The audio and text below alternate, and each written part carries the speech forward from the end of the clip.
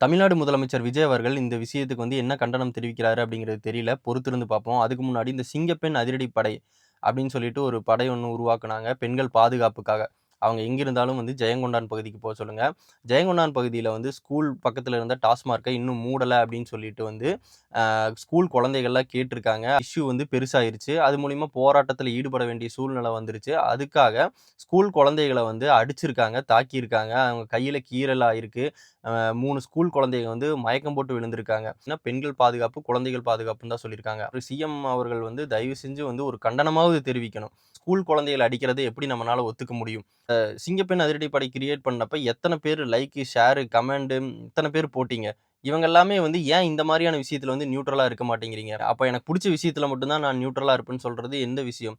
Neutral அப்படிங்கிறது என்னன்னா, நீங்க நியாயத்தின் பக்கம் நிக்கிறது தான் நியூட்ரல். எனக்கு புடிச்ச பக்கம் நிப்பேன். நான் அழக பார்த்து ஒரு பக்கம் மயங்கி நிப்பேன் அப்படிங்கிறது நியூட்ரல் கிடையாது.